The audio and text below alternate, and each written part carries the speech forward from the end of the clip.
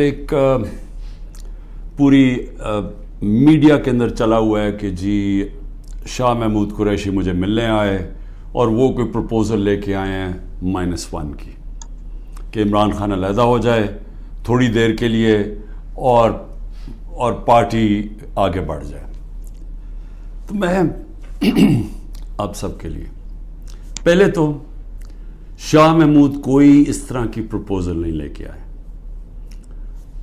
اور بات چیت ہوئی کہ ان کا جیل میں ٹائم گزرا، کس سے ملے، ہمارے کئی لوگ تھے جو ان سے ملنے آئے، تو وہ سب کی بات چیت ہوئی اور پھر آگے ہم نے کرنا کیا. لیکن میں آپ سب کو ذرا سمجھانا چاہتا ہوں کہ 2 طرح کی پالیٹکس ہے. یہ آپ نے بڑا ضروری سمجھنا ہے کیونکہ ایک پالیٹکس میں یہ -1 چلتا ہے. اچھا جی ابھی اسٹیبلشمنٹ میرے سے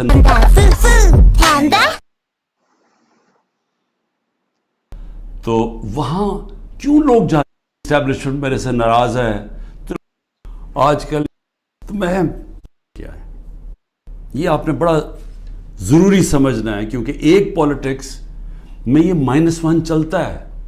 وہ کون سی پالیٹکس ہے؟ اس کو پاور پالیٹکس کہتے ہیں. وہ پالیٹکس ہوتی ہے اقتدار کی پالیٹکس. وہ پالیٹکس ہے کہ اگر عمران خان پرائم منسٹر بننا چاہے، اچھا جی ابھی اسٹیبلشمنٹ میرے سے ناراض ہے، چلو میں تھوڑا پیچھے ہو جاتا ہوں، پارٹی کو آگے کر دیتا ہوں، کوئی ڈیل کر لیتا ہوں، کوئی سمجھوتا کر لیتا ہوں، اور اس کے بعد پھر آگے جا کے دیکھیں گے کہ ابھی کسی اور کے حوالے کر دوں تو وہ اس کے بعد پھر میری باری آ جائے گی. اس کو پاور پالیٹکس کہتے ہیں. دوسری پالیٹکس ہے جو میں پالیٹکس کر رہا ہوں 27 سال سے. وہ پالیٹکس ہے جو قائد اعظم کی پالیٹکس تھی. وہ پالیٹکس وہ ہے جو کہ مشن کی پالیٹکس ہے، کوئی وہ ذات کی پالیٹکس نہیں ہے. وہ پالیٹکس وہ ہے جو ہم سارے مسلمان انسپائر ہوتے ہیں ہماری نبی صلی اللہ علیہ وسلم سے کہ انہوں نے بھی ایک مدینہ کی ریاست سنبھالی تھی، انہوں نے بھی مشکل وقت گزارا تھا، اور اس کے بعد انہوں نے دنیا کی تاریخ کا سب سے بڑا انقلاب لے کے آئے تھے. اور ہم تو کبھی ان کے اپنا سوچ نہیں سکتے کہ ان کے جوتوں کی مٹی کے قریب بھی ہوں. لیکن قرآن میں ہمیں حکم ہے کہ ان کی زندگی سے سیکھو، ان کی سنت سے سیکھو. وہ پالیٹکس بڑے مقصد کی ہے، وہ اپنی ذات سے ہٹ کے ہے کہ میرے نبی صلی اللہ علیہ وسلم جب سارا عرب ان کے نیچے آ گیا تھا تو انہوں نے اپنا رہن سہن نہیں بدلا، وہ جدھر تھے ادھر ہی رہے. مقصد بڑا تھا. تو ہم تو ان سے انسپائر ہوئے ہیں. میں تو نہ پالیٹکس میں آتا ہی نہ کبھی. تو میں نے جو انصاف کی تحریک شروع کی تھی یہ مدینہ، اور کہا تھا کہ اسلامی فلاحی ریاست ہمارا مقصد ہے. ہم مدینہ کی ریاست سے انسپائر ہوئے تھے، ہم ان کی سنت سے انسپائر ہوئے تھے کہ جو وہ انقلاب لے کے آئے تھے. اور وہ جو انصاف ہے، یہ بار بار پلیز میری بات سن لیں، انصاف، سارے اللہ کے پیغمبر اس دنیا میں انصاف کی بات کرنے آئے تھے. انصاف کیوں اتنی اہمیت رکھتا ہے؟ کیونکہ انسانوں کو انصاف آزاد کرتا ہے. فرعون کیوں قرآن میں برا سمجھا جاتا ہے؟ انسانوں کو غلام بنایا تھا اس نے ظلم کر کے. کیوں نبی صلی اللہ علیہ وسلم دنیا کا انقلاب لے کے اور چھوٹے سے انسانوں کو بڑے انسان بنا دیا؟ کیونکہ انصاف سے آزاد کر دیا. لا الہ الا اللہ نے لوگوں کو آزاد کر دیا. تو جو میری تحریک تھی انصاف کی، وہ اصل میں آزادی کی تحریک تھی، کیونکہ انصاف آئے گا تو لوگ آزاد ہوں گے. اور جو میرا سارا تجربہ تھا دنیا کا، جو مغرب کو میں نے دیکھا، تو وہاں کیوں لوگ جاتے ہیں نوکریوں کے لیے؟ کیوں وہاں خوشحالی ہے؟ کیونکہ لوگ آزاد ہیں. لوگ آزاد کیوں ہیں؟ کیونکہ وہاں انصاف ہے، رول آف لا ہے، حقوق کی ان کا انصاف کا نظام میرے حقوق کی حفاظت کرتا ہے. وہاں یہ حرکتیں نہیں ہو سکتی جو پاکستان میں ہوتی رہی ہیں. اور میں یہ بھی کہتا ہوں کہ میرے اپنے لوگوں کو، میں اپنی ٹیم کو بتاتا ہوں کہ اب آپ کو پتہ چلا جو ہمارے پر جب ظلم ہوا کہ کیسے پاکستان کا کمزور طبقہ، مزدور، ہاری، کسان، جو کمزور طبقہ ہے، غریب، وہ چھابڑی والا، چھوٹے دکاندار، چھوٹے صنعت کار، یہ ہر وقت ان کو اس کا ظلم کا سامنا کرنا پڑتا ہے. جب وہ طاقتور کے سامنے آتے ہیں ان کے پاس کوئی ان کی حفاظت کرنے کے لیے نہیں ہے، ان کے تحفظ کرنے کے لیے نہیں ہے، ان کے فنڈامنٹل رائٹس کو کوئی کسی قسم کا تحفظ نہیں، اور اس لیے تھانہ کچہری پٹواری کی پولیٹکس ہے، کیونکہ جو ان کا رائٹ ہے تھانہ کچہری پٹواری، وہی ان کو ادھر ظلم ہوتا ہے، ان کے اوپر ان کی زمینوں پہ قبضہ ہوتا ہے، قبضہ گروپ ہے یہاں، کیونکہ انصاف نہیں ہے۔ تو یہ میری ساری موومنٹ شروع ہوئی تھی تب 27 سال پہلے۔ یہ میری موومنٹ تب تک رہے گی جب تک میں زندہ ہوں، جب تک ہم اس ملک میں حقیقی آزادی، انصاف لے کے حقیقی آزادی نہیں لے کے آتے۔ اب یہ جب مجھے یہ کہتے ہیں چیزیں کہ جی وہ -1 کیسے ہوگا؟ جو آدمی ایک تحریک پہ 27 سال سے لگا ہوا ہے، ایک ملک کے اندر ایک جدوجہد کر رہا ہے، تو وہ کیا وہ ڈیلز کرے گا؟ کیا اس کو کیا چیز اس کو خریدے گی؟ بتائے میرے ضمیر کی کیا قیمت ہے؟ کیا پرائم منسٹرشپ قیمت ہے کہ اگر آپ یہ کر دیں تو آپ کو پرائم منسٹر میں تو پرائم منسٹر بن چکا ہوں، اور میں نے جب پرائم منسٹر بنا میں نے ایک بات کہی کہ اگر پھر وہ مجھے 2018 کا موقع ملتا، میں سیدھی الیکشنز پھر سے کرواتا، کیونکہ جو میں انصاف لانا چاہتا ہوں اور طاقتور کو قانون کے نیچے لانا چاہتا ہوں، وہ آئی تب سکتا ہے جب آپ کے پاس طاقت ہو۔ تو جب ایک کمزور ایک کولیشن گورنمنٹ، وہ کیسے اس پہ کیسے طاقت ہوگی کہ اس ملک میں انصاف قائم کرے؟ تو میں نے اس لیے بار بار میں نے کہا، میرے سے جب لوگوں نے پوچھا کہ آپ نے کیا غلطی کی، میں نے کہا میں نے غلطی یہ کی کہ مجھے شروع میں الیکشن کروا دینے چاہیے تھے، اور کمزور گورنمنٹ سے میں وہ اصلاحات جو لانا چاہتا تھا وہ نہیں لا سکتا تھا۔ تو اب میں آپ کو بتاؤں کہ جس طرح کی حرکتیں ہو رہی ہیں میرے لوگوں کے اوپر، میں اس لیے یہ آپ کے سامنے رکھنا چاہتا ہوں کہ آزاد معاشروں کے اندر یہ نہیں ہو سکتا، یہ صرف غلاموں کو ہوتا ہے۔ یہ صرف فرعون ایسی حرکتیں کرتا تھا لوگوں کے اوپر دہشت پھیلانے کے لیے، جو آج ہمارے پہ ہو رہا ہے۔ اور میں سارے پاکستانیوں کو کہنا چاہتا ہوں، جو اس وقت یہ پی ڈی ایم والے بھی بیٹھے ہوئے ہیں، یہ جو آپ تماشا دیکھ رہے ہیں، یہ یاد رکھیں کہ یہ آج ہمارے پہ ظلم ہو رہا ہے، یہ ظلم آپ کے اوپر بھی ہوگا جب ایک ملک کے سارے انصاف کے اداروں کو، جب ان کو استعمال کیا جاتا ہے، حکومتی اداروں کو استعمال کیا جاتا ہے ایک پارٹی کو ختم کرنے کے لیے اور ان کے لوگوں کے اوپر دہشت پھیلانے کے لیے، تو یہ سسٹم پھر جاتا نہیں ہے۔ کوئی بھی سنبھال کے یہ سسٹم سب اس پر، اگر آج ہمارے حقوق نہیں، اگر ہمارے فنڈامنٹل رائٹس نہیں ہیں، تو یہ اب کل آپ کے بھی نہیں ہوں گے۔ فنڈامنٹل رائٹس تو ایک قوم کے حفاظت ہوتے ہیں نا، ان کو ہیومن رائٹس کہتے ہیں۔ یہ ہیومن رائٹس سارے ملک کے ہوتے ہیں۔ یہ نہیں ہوتا کہ ایک طبقے کے آپ ہیومن رائٹس لے لیں اور وہ طبقہ کیا ہے؟ ملک کی سب سے بڑی جماعت جس کا سب سے بڑا ووٹ بینک ہے، اگر آپ اس کے ہیومن رائٹس آج وائلیٹ کر رہے ہیں تو اس کا مطلب ہیومن رائٹس نہیں ہے، کیونکہ ہیومن رائٹس کو تو ایک ملک کی عدلیہ اس کی حفاظت کرتی ہے۔ تو ہماری عدلیہ کے تو کچھ ہوتا ہی نہیں ہے۔ ہماری عدلیہ نے تو سپریم کورٹ کہتا ہے الیکشنز ہوگی 14 مئی کو آئین کے مطابق، گورنمنٹ پرواہی نہیں کرتی، تو گورنمنٹ آگے کیوں الیکشن؟ یعنی یہ تو اس کا مطلب کہ اس وقت طاقت کی حکمرانی آ گئی، کیونکہ جب آپ آئین سے باہر نکل گئے تو قانون سے باہر نکل گئے، اس کے مطلب جو طاقتور چاہے وہ کرے گا، تو یہ سارے ملک کو افیکٹ کرے گا، یہ تباہی سارے ملک پہ آ رہی ہے۔ تو ہمارے لوگوں کو، اگر آپ کو فوری طور پہ پیسوں کی ضرورت ہو تو کبھی لون کے لیے آن لائن اپلائی نہ کریں۔ تمام لون ایپس کم مارک اپ، آسان اپلیکیشن پروسیس اور ٹرانسفر اسپیڈ کو پروموٹ کرتی ہیں، بلکہ جب آپ ان ایپس میں لون کے لیے اپلائی کرتے ہیں تو آپ کو اپنی کافی ذاتی معلومات دینی پڑتی ہے، پھر بھی صرف آپ کو چند ہزار کا لون ملتا ہے۔ اگر آپ کو واقعی پیسوں کی ضرورت ہے تو میں آپ کو مشورہ دیتا ہوں بروق کا۔ بروق SECP سے تصدیق شدہ ایپ ہے جو آپ کو 1 لاکھ روپے کا لون فراہم کرتا ہے، وہ بھی صرف 0.3% مارک اپ کے ساتھ۔ یہ رقم آپ 180 دن کی آسان اقساط کے ساتھ واپس کر سکتے ہیں۔ تو ابھی بروق ایپ ڈاؤن لوڈ کریں اور سائن اپ کریں۔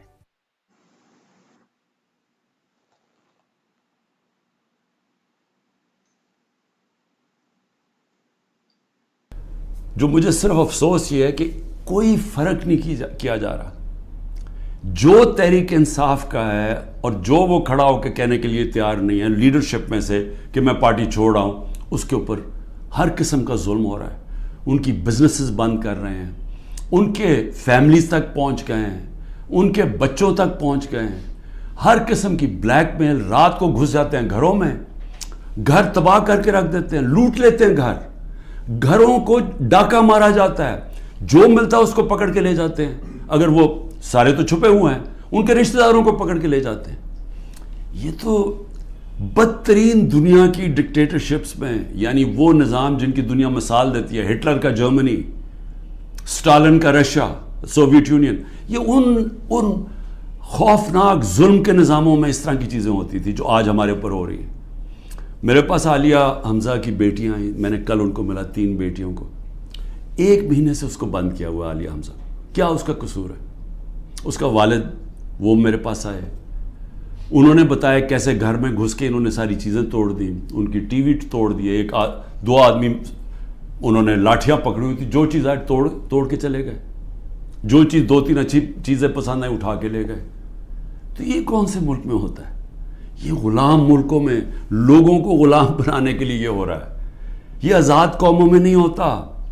اور یہ جس طرف ہم اب جا رہے ہیں, یہ جو ظلم کر رہے ہیں, صرف اور صرف خوف پلا کے سمجھ رہے ہیں کہ یہ پارٹی ٹوٹ جائے گی. اور کئی لوگ چلے بھی گئے ہیں. لیکن کیا اب میرے سے پوچھیں کہ کیا مجھے اس سے کوئی فرق پڑ رہا ہے؟ 150 سے اوپر کیسز کر دیے, قتل کا کیس آخری کر دیا میرے اوپر. مجھے 19 بیلیں لیے میں نے ایک دن میں, یہ دنیا کا ریکارڈ ہے. اس کے بعد 4 گھنٹے نیب میں بیٹھا ہوں. 4 گھنٹے نیب نے میرے سے وہ جو سوال پوچھے, میں چیلنج کرتا ہوں کہ کسی عدالت کے اندر کبھی بھی یہ کیس کی کوئی اہمیت ہو جائے. کوئی کیس ہی نہیں ہے, کیبنٹ کا فیصلہ ہے, ساری کیبنٹ نے فیصلہ کیا. اب یہ دکھانا تھا کہ مجھے اس سے کوئی ذاتی فائدہ ہوا. کیا القاعدہ جو پہلا بن چکی تھی, شروع ہو گئی تھی یونیورسٹی, کیا وہ ایک ٹرسٹ ہے؟ وہاں غریب گھرانوں کے بچوں کو مفت تعلیم مل رہی ہے سیرت نبی پہ اور یہ جو ٹیکنالوجی کے اوپر. وہ ٹرسٹ ہے, جس طرح شوکت خانم ہے. مجھے اس سے کیا فائدہ ہے؟ 1 روپیہ نہیں دکھا سکتے مجھے کیا فائدہ ہو, نہ ہی ہو. کسی ٹرسٹ سے کسی کو فائدہ نہیں ہو سکتا, ٹرسٹ ڈیڈ میں لکھا ہوا ہے. تو وہ کیسز بھی ہیں, قتل کا کیس بھی ہے, ہر روز کوئی نئے کیس آ جاتا ہے. عدالتوں کے میں چکر مار رہا ہوں, لیکن مجھے اس سے کوئی فرق نہیں پڑتا. میں ہر عدالت میں جاتا ہوں, ہر کیس میں جاتا ہوں, یہ بتانے کے لیے کہ میں قانون سے اوپر نہیں ہوں, جبکہ میرے اوپر یہ جان کے کیا جا رہا ہے, یہ مجھے خوف دلانے کے لیے کیا جا رہا ہے. میں یہ آج کہنا چاہتا ہوں کہ یا اس سے یہ سارے کیسز کریں, اور اس کیسز میں کیونکہ کسی عدالت میں کوئی سزا نہیں ہو سکتی, ملٹری کورٹس سیٹ اپ کیے ہیں, اپروور ڈھونڈے جا رہے ہیں جو کہ جی عمران خان نے ہمیں کہا تھا کہ وہ کور کمانڈر کا گھر جلاؤ, یہ کہیں گے, ان میں سے کوئی اپروور آ جائیں گے, مجھے ملٹری کورٹ میں لے جائیں گے, سزا ہو جائے گی, مجھے کوئی فرق نہیں پڑے گا. جو آدمی ایک مشن, جو 22 سال سٹرگل کر کے, جو اگر جس کے پاس سب کچھ تھا, کوئی ضرورت نہیں تھی 22 سال سٹرگل کرنے کی, اگر وہ آج 27 سال کے بعد اگر کسی کا خیال ہے کہ میں جیل سے ڈر جاؤں گا, یا جو بھی ہے, جو 2.5 قاتلانے ہیں, ہم 2 میرے اوپر حملے ہو چکے ہیں قتل کرنے کے لیے, ایک مجھے وقت پہ پتہ چل گیا تو میں نے ٹی وی پہ بتا دیا کہ کیا کرنے جا رہے تھے. تو اس سے کیا فرق پڑے گا؟ جو قاتلانہ حملے سے نہیں ڈرتا تو وہ کس سے اور ڈرے گا؟ لیکن اس سے بھی زیادہ گھٹیا پان میری بہنوں تک پہنچ گئے ہیں. میری بیوی کے اوپر کیس, ٹرسٹی ہو کے اس کا وارنٹ کا, ایک ٹرسٹی کو 1 پیسہ نہیں مل سکتا, کیونکہ وہ سیرت نبی میں بہت ان کی سٹڈی ہے, وہ انٹرسٹڈ تھی القادر یونیورسٹی, وہ ٹرسٹی ہے, اس کے اوپر وارنٹ نکال دیا. میری بہنوں کے اوپر, میں صرف یہ بتا رہا ہوں کہ کس لیول پہ پہنچ گئے ہیں.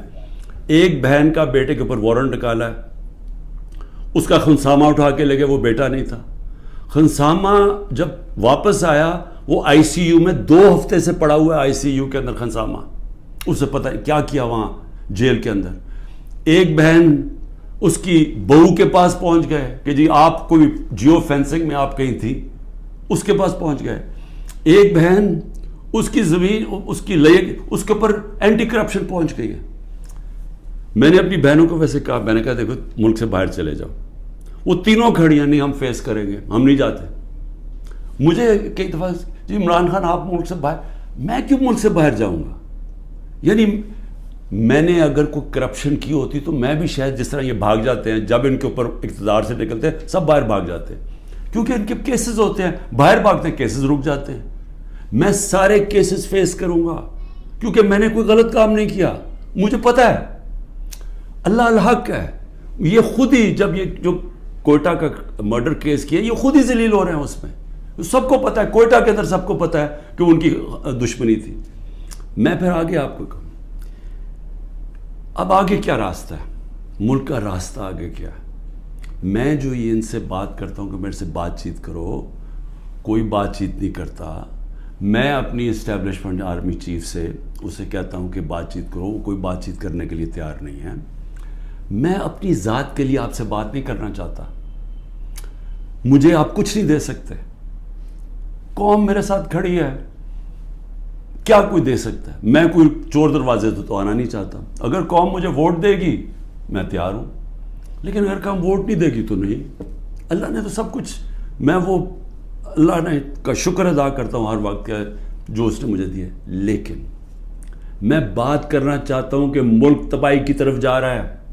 یہ جو بجٹ آیا ہے، اس بجٹ کے اندر ذرا آپ کو سمجھ آ جانا چاہیے کہ ہم اب کدھر ایک دلدل کے اندر دھستے جا رہے ہیں. آپ یہ سوچیں کہ فیڈرل گورنمنٹ جو سارا جب وہ پیسے دے دے گی صوبوں کو، جو 5,000 ارب روپیہ صوبوں کو جب جائے گا، تو فیڈرل گورنمنٹ کے پاس جو پیسہ بچے گا اس سے زیادہ جو ہمارا سود دینا ہے، ہم نے قرضوں کے اوپر سود دینا ہے، وہ سود اس سے زیادہ ہے. 7,300 ارب روپے کا سود دینا ہے. مشکل سے فیڈرل گورنمنٹ کے پاس بچ جائے گا 7,000 ارب سے بھی کم، تو سارا پھر ملک قرضوں پہ چلے گا. ہم نے 3.5 سال میں 18,000 ارب 18,400 ارب قرضہ لیا تھا. 18,400 ارب قرضہ 3.5 سالوں میں. انہوں نے تقریباً 15,000 ارب قرضہ ایک سال میں لے لیا. تو یہ قرضے چڑھائے جا رہے ہیں، انڈسٹری بند ہو رہی ہے. گروتھ ریٹ جو تھی جس سے دولت میں اضافہ ہوتا ہے وہ 6.1% سال پہلے تھی، آج وہ پہنچ گئی ہے 0.3 پہ. تو جو دولت ہے اس کے اندر تو کمی ہو رہی ہے، قرضے بڑھتے جا رہے ہیں. ڈالر کدھر سے آئیں گے؟ انہوں نے 25-30 ارب ڈالر ایک سال کے اندر دینے ہیں، وہ کدھر سے آئیں گے؟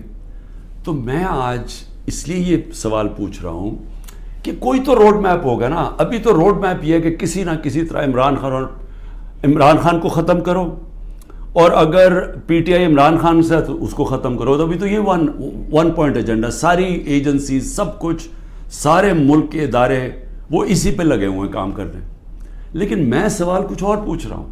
میں یہ نہیں کہہ رہا کہ کریں، ہم کھڑے ہیں. اس میں سے ایک آپ یہ کرم کر رہے ہیں کہ میرے جو نظریاتی لوگ ہیں وہ نظر آنے شروع ہو گئے ہیں کہ وہ نظریاتی لوگ کون ہیں، اور وہ نظر آنا شروع ہو گئے کہ جو ہمارے ساتھ اور مقصد کے لیے آئے تھے، ان نظریے کے لیے نہیں آئے تھے. تو ایک تو آپ فائدہ کر رہے ہیں کیونکہ صرف نظریاتی پارٹی اب پاکستان کو اس دلدل سے نکال سکتی ہے. لیکن نکالے گی کیسے؟ میری آخر میں بات سن لیں. ایک ہی طرح ہم نکلیں گے. ہمیں کوئی اب باہر سے پیسے دینے کے لیے تیار نہیں ہے. ہمارے جو دوست ملک ہیں وہ بھی پیسے دینے کے لیے نہیں تیار. میرے لیے جو سب سے زیادہ شرمندگی ہوتی تھی کہ جب میں اپنے دوست ملکوں سے پیسے مانگنے گیا ملک کے لیے، کیونکہ دیوالیہ نکلا ہوا تھا ہمارا، تو اس وقت ملک ہمارے پاس تو سب سے بڑا بیرونی خسارہ چھوڑ کے گئے تھے یہ نون لیگ والے، یہ اسحاق ڈار. تو ان سے پیسہ مانگنا سب سے شرمندگی تھی. اب کیسے نکلنا ہے میں آپ کو بتاتا ہوں کیسے نکلنا ہے. اس میں ایک سورس ہے اوورسیز پاکستانی، یہ یاد رکھ لیں. بیرون ملک پاکستانی آپ کو نکالیں گے ادھر سے. اور بیرون ملک پاکستانی کیسے نکالیں گے؟ میں نے پھر سے آپ کو کہتا ہوں کہ 16,000 پاکستانی امریکن ڈاکٹرز، ان کی نیٹ ورتھ 200 ارب ڈالر ہے. ہم آئی ایم ایف سے 6 ارب ڈالر کی پیچھے ان کے منتیں کر رہے ہیں کہ کسی طرح دے دیں ہمیں. 200 ارب ڈالر ان کی ہے، یہ صرف 16,000 ہے. 1 کروڑ باہر پاکستانی بیٹھا ہوا ہے. اگر ہم کسی طرح ان کی انویسٹمنٹ لیں، وہ یا سرمایہ کاری شروع کر دیں بجائے دبئی میں کرنے میں اور دنیا میں اور ملکوں میں کر رہے ہیں، اگر وہ سرمایہ کاری شروع کر دیں، آپ یقین کریں یہ ملک اتنی تیزی سے اٹھ سکتا ہے کیونکہ ڈالر اندر آنے شروع ہوں گے, نوکریاں ملیں, اور وہ آنا شروع ہو گیا تھا. ہمارے آخری دنوں میں پیسہ اوورسیز روشن ڈیجیٹل اکاؤنٹ کیا تھا اوورسیز پاکستان 1.5 سال کے اندر $5.5 ارب پہنچ گیا تھا. اوورسیز پاکستانیوں نے انویسٹمنٹ پلانز بنا لیے تھے. ہمارے یہ جو راوی پروجیکٹ اور یہ جو بنڈل آئلینڈ کا پروجیکٹ تھا, وہاں باہر کی کمپنیز, بڑی بڑی کمپنیز آ رہی تھیں ڈالر انویسٹ کرنے کے لیے, جب انہوں نے NOC واپس لے لیا سندھ گورنمنٹ میں. دیکھیں بچانا اس ملک کو اوورسیز پاکستانی. جب چائنا نے اور ہندوستان نے اپنی اکانومی کھولی تو اوورسیز چائنیز اور اوورسیز ہندوستانیوں نے پہلے انویسٹ کیا تھا. ہمارا بھی وہ انویسٹ کریں گے, لیکن اس کے لیے جب تک انصاف کا نظام ہم ٹھیک نہیں کریں گے, قانون کی بالادستی, رول آف لا, جب تک ہم یہ نہیں قائم کریں گے ان کا پیسہ نہیں آنے لگا.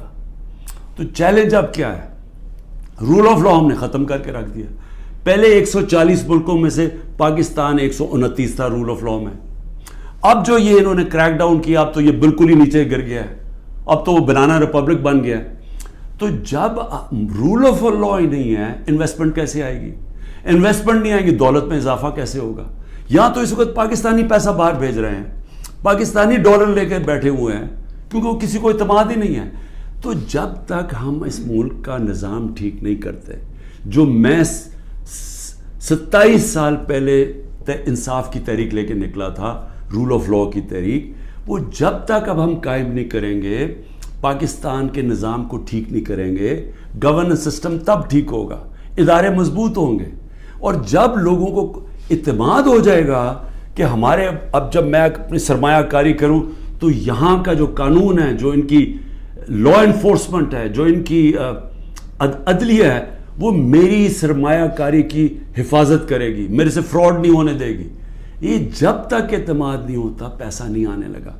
اور اس کے لیے جب تک کہ حکومت نہیں آتی جو پبلک مینڈیٹ سے آئے, جس کو پبلک سپورٹ کرے, جس کو بڑا ووٹ ملے اور پبلک کی سپورٹ سے آئے, صرف وہی بڑے بڑے فیصلے کر سکتی ہے. نہیں تو ان کو تو آپ نے دیکھ ہی لیا ہے کیا کیا انہوں نے, سوائے مہنگائی کر کے, تاریخی مہنگائی 38% پہ, انہوں نے کیا کیا ہے؟ انڈسٹری بند ہو گئی ہے, بے روزگاری بڑھ گئی ہے, گروتھ ریٹ, انہوں نے اور کیا کرنا ہے؟ تو یہ جو ابھی تک تو گیم پلان میں یہی کھچڑی پکنے لگی ہے نا, آگے نئی آ گئی ہے, نئی جماعت ایک کریٹ کر دی ہے. ہم نے بھی اپنے بڑے بڑے اچھے 27 سال پرانے ہم نے لوگ وہاں بھی بھیج دیا ہیں ان کے پاس, اور ضرورت ہے تو حکم کریں ہم اور بھی بھیج دیتے ہیں. لیکن اس سے ملک ٹھیک نہیں ہونے لگا. ملک ٹھیک تب ہوگا جب ایک public mandate, free and fair election کے بعد ایک مضبوط گورنمنٹ آئے گی. اور میں اپنی اسٹیبلشمنٹ کو آج پھر سے کہتا ہوں, نظر ثانی کرے, ملک تباہی کی طرف جا رہا ہے. اور جب یہ تباہی جس طرف جا رہا ہے اور IMF کی اگلی کنڈیشنز آئیں گی, جس طرح انہوں نے